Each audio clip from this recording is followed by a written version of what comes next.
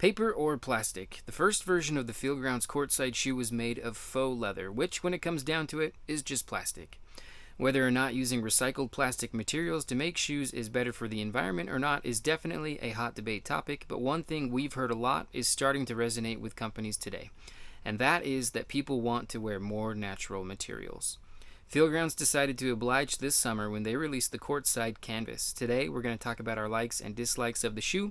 There's timestamps down in the descriptions if you want to jump around, but for now, I'm going to send it over to my brother Chris to get us started with his likes.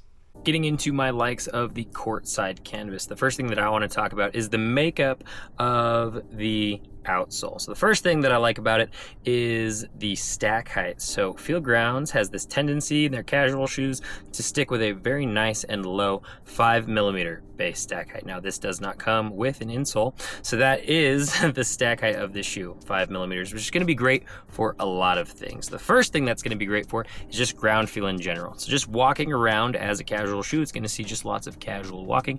Being able to know what is underneath your feet is going to be really easy in this shoe, so I appreciate that. I see a lot of people wearing canvas style shoes like this to the gym. A low stack height like that and the grip pattern that we have on here, which is just their classic raised bump grip pattern, which I found to be really, really good in a lot of different situations. The combination of those two things is going to make this thing very effective for the gym. You're going to be able to anchor to the ground very nicely, and when you push through the floor on a heavy lift, whether it's a deadlift or a squat or something else, you're not going to lose a lot of energy because there's no squish in this shoe. That energy is just going to go from your foot straight through the floor and cause that weight to lift up. So I am a huge fan of the stack height and the performance of this outsole in general. The next thing I want to mention is that even though we don't have an insole included with this shoe, we do have a completely finished footbed. Now, the stitch that you see on the inside there is going to be that outsole stitching that goes along the outsole, anchoring the upper to the lower. I do believe they also use glue, so you kind of have double security there.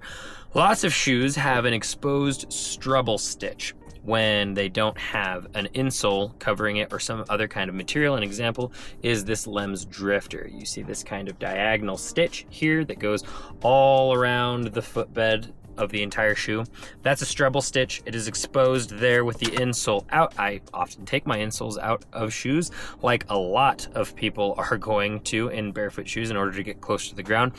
With the lack of an insole in here, it is nice to have a completely finished footbed that hides that strubble stitching. The last like I want to mention here is just the look. I think this is a dang good looking shoe, and all these things are going to bring me to versatility. That is the cherry on top I want to leave you with here. I think it's good enough that it could work in like a business casual setting. So if you wanted to wear this to business casual work, you totally could. I think it looks good enough to go to church, and I have worn it to church a handful of times. I think it looks good enough to go in the gym, and it has the performance that allows it to get there as well. So there are a lot of different ways you can utilize this shoe. With my likes of the shoe out of the way, it's time to pass things back over to Eric to talk about his likes of the shoe. Okay, so talking about my likes of the Feelgrounds canvas Courtside, this shoe is everything that we love about Feelgrounds, but more, because now it's made out of a natural cotton canvas upper. And we really love that about the shoe. A big sticking point for a lot of people when it comes to Feelgrounds, at least according to our comment section, is they don't want to wear PET, they don't want to wear faux leathers, they want natural materials. And so Feelgrounds has been leaning more into that. We saw that with the Move, which is using Tencel lyocell, which is a material that's made out of trees. And now we're seeing it here with the Courtside canvas, which, like I said before, is a cotton canvas upper. So we're super stoked about the more natural materials that are being used in their shoes. And those attributes that we love about Feelgrounds shoes, the first one I really like is how they look.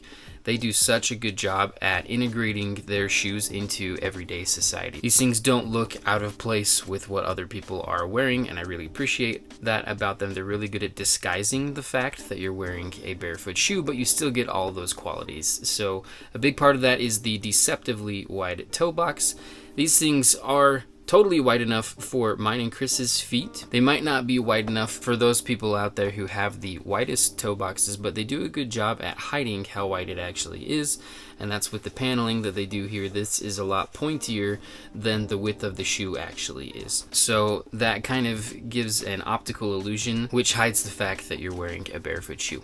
The outsoles on Feelgrounds shoes we've always found to be really good. So it's a nice, pretty durable rubber that they're using. It's very thin, it's very flexible, and it's got side stitching on it, which gives you a little bit of added durability as well. So there's a lot to like about this shoe. I love how it feels when it's on your foot. There's a ton of ground feel in this thing, and it's just a really good everyday casual shoe. You're gonna get the benefits of barefoot shoes. Your feet are gonna look normal while you're wearing them, and now you've got the benefit of having a natural cotton upper as well. Getting into my dislikes of the Courtside canvas, the first thing I want to mention is actually the toe box. They have the same toe box in every shoe that they make, and generally it's nice.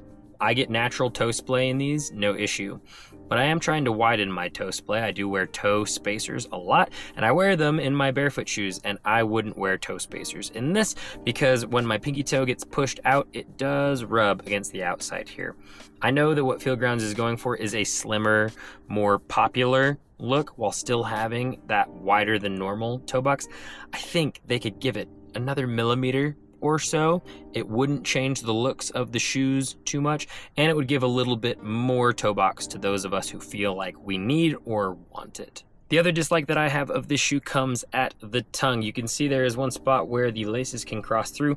That helps keeping the tongue in place for the most part, but I often have this issue with shoes that don't sew up the sides of the tongue at all. It's never neither shoe, and it's never both shoes. It's always just one of them has a tongue sliding issue. For me, it's the left one. If I'm walking around doing whatever I'm doing in these shoes, that tongue will slowly slip to the left and then down to the side of my foot. I then have to adjust it, and obviously getting down to adjust it constantly is super annoying. An easy fix that a lot of companies use for this issue, like Splay as one example, is they will sew the tongue on one side of the tongue halfway up or 3/4 of the way up. I feel like that's a really easy fix, and I wish they would have done that with this shoe. Getting into my final opinion of the Courtside canvas, I really like this shoe. I think it performs really, really well. I know I said I had some dislikes of it, and I do. No shoe is perfect at the end of the day, but this thing is really, really close. It looks really good. It feels really good on foot. I love the way it performs. I really like the versatility that it has. The only thing that I wish is that they will come out with a high top version. We have the Courtside mid, but that's like a faux leather kind of basketball looking shoe. Give us the Courtside canvas mid. Feelgrounds, give the people what they want. If you think that's a good idea, make sure to let us know down in the comment section. So the only things that I can think of that I don't like about this shoe are really just kind of nitpicky little things that maybe don't even really have to do with the shoe itself. I wish that they had more colors. The colorways that they launched this thing with are pretty muted and to me just a little bit boring, and I wish that they expanded that a little bit more, and maybe they will with time.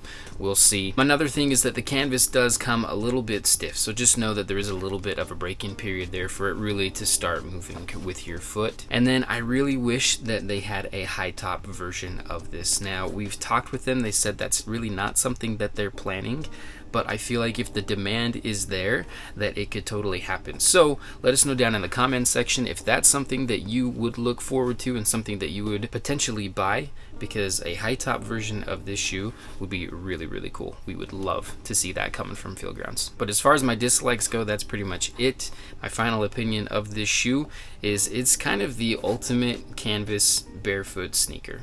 I really love the cotton upper that it's now made with. I've always loved Feelgrounds outsoles and the barefoot attributes that their shoes have. We think that they are really great. Just a reminder, there is an affiliate link down in the description of the video if you want to get to their website and go see what they have to offer you. Folks, if you like this video, make sure to like, comment, subscribe, and share. All those things really help the channel out. If you're interested in any of the products that we talked about in this video, there will be links to them down in the description. If we have discount codes for any of those companies, they will be featured with the links. If you want to get more content from us, there are 3 different places you can get it. The first one is Patreon, where for $1 a month, you can get exclusive behind-the-scenes content we don't post anywhere else. If you want to be most up to date with what we are working on, make sure to follow us on Instagram, where we are constantly posting unboxing videos. Go follow us on Strava if you're interested in seeing mini reviews in real time of the products we're using and what we're using them for. Strava allows you to track and post about your different activities. We track and post about our runs, trail runs, hikes, paddleboarding, and weightlifting, and we do little mini reviews on the products we're using during those activities. Go follow us there, and we will follow you back. We appreciate your view, and as always, we will catch you in the mountains.